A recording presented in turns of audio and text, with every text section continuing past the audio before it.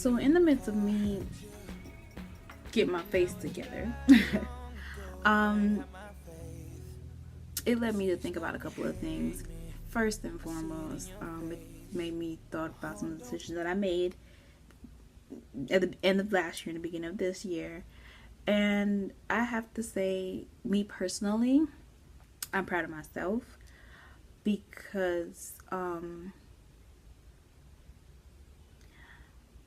I did some cleanup in my life and with people around me and things around me, and just kind of started to be like, you know, you came in this world by yourself. Why do you really think you need all of this, all of these people, all of these things? You know, it's not that serious, not that drastic. Um, First and foremost, let me say this: relationships, whether it be friendships, anything that in anything that means that you have to interact with another human being on any level, you have to understand that the steps that you take and the things that you do can become very taxing on that person. When I say taxing, meaning that you can't keep taking all the time from someone and not putting back. Point blank, period. I cannot be your friend and I'm always here for advice and for this and for that, and you keep going right down the same road and I'm here again for advice. That's taxing. In my book, that's very taxing on me. Um, Relationships, I can't be in a relationship and we be going back down the same road over and over and over and over about the same thing. You're becoming taxing on me. I need to you you you worse than Uncle Sam. It's just too much. Um, I had to assess a lot of things and I had to say to myself, you know what, this is not going to work. This is not going to work. This is not how this works. You have to go. This has to go. And, you know, the first thing that I drastically cut from my life, I felt like a huge weight was lifted.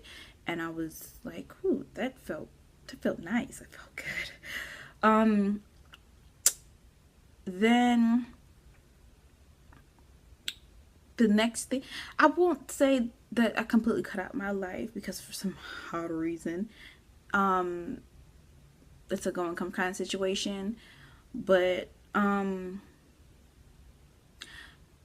have been kind of pondering on it a little bit lately, and I think I would jump and make a decision to like really go full blown. But my thing is, I feel like, you know, anything that you do with another person, it should never be where it's like 2 3 days down the road or 2 3 years down the road that we're still in the same boat. Not we, you're still in the same boat, and I'm trying to get you to go past that. And it has a lot of things to do with it. I feel like when people don't know themselves personally, it's really hard to get them to see the world of what it is. And I'm not saying that I'm perfect. No, God, by no means am I perfect, but I'm perfect enough for me. Now that's a very that can be very misleading in my own eyes for me to think that I'm perfect enough for me, because there is room for growth. And I do understand in parts of me that I understand that people don't like, that I myself sometimes don't like. But you have to keep in mind that there's things that bring that out. There's things that brings that out. And there's my past that has a lot to do with a lot of things. That being said, I've assessed myself to know those things. You see what I'm saying? And I feel like a lot of people out here haven't assessed themselves. They don't know how to assess themselves. They don't know where to begin. So they could never see any wrong in themselves. And that's just everybody. I was once like that myself until I've had some nice people kind of sit me down and was like, let me tell you, Not coming for you, but let me just tell you.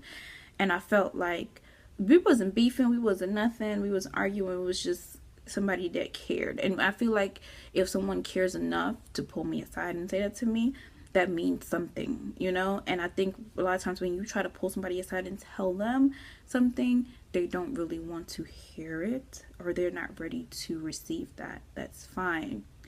But then what do you expect of me? To still be there? To still stick around? To still put up with that? You got me fucked up. No. That was my stop. I'm going past my stop. I need to get off the train right now. If that's the case, that you're not going to try to alter anything. Some people have lives that are revolving doors. They keep going around and around and around, and they come back to the same thing, whether it's the inside or the outside. They're like that. And I feel like if you can, within your revolving doors, if you can't say, okay, I'm on the outside, I'm going to walk down the street and see what's around the corner, then that, you know, I can't do anything. I don't want to stay in that revolving door. Or if you can't decide you want to be inside and go upstairs and see what's upstairs, I can't. I'm not going to stay in this revolving door with you. I'm gonna get off. The world is out there to be seen. Goodbye. I feel like once you do those things and you move on in life, you feel a lot better about yourself. You find other things coming to you, and you feel comfortable. Not saying that you just drastically get up and cut somebody off or cut something off, but I feel like sit them down, talk to them. Like really pour. People say, oh, you always emotional, or if regardless of if you're a human being, you're gonna be emotional whether you like it or not, man or woman. So miss me with the bullshit. Let that person know how you feel. Let that person know what you feel about the actions that you're taking, the decisions that you're making, and how it bothers you, how it affects you. Now, quite as be kept, you tell somebody that, they will kindly go to the next person, or probably you, and tell you that you need to mind your business. This is not your life. When you get those words, you pack your bag, have your bags packed, and what do you want to call it? You breaking, what did he call it? Breaking a friend contract, or that was Cynthia with her lame ass. Burning a friend's contract or whatever. You just need to do whatever it needs to. Buy a plane ticket, a train ticket, and go. Because that's not for you no more. Is it bad? No. You thank them. Write a thank you letter. I thank you. I learned a lot from you. I've learned a lot from our friendship, our relationship, whatever you want to call it. I've learned a lot from it. And my ship has sailed. I didn't say it sailed past yours, but mine have sailed.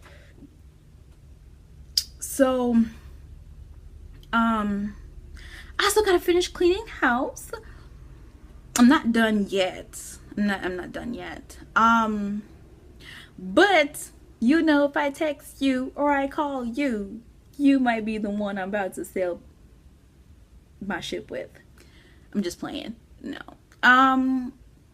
I'm cool. I'm fine with where I am, but I just wanted to kind of put that out there for people that are having that issue or having that situation with people in their life. And you know, don't feel like you're obligated to anyone or anything.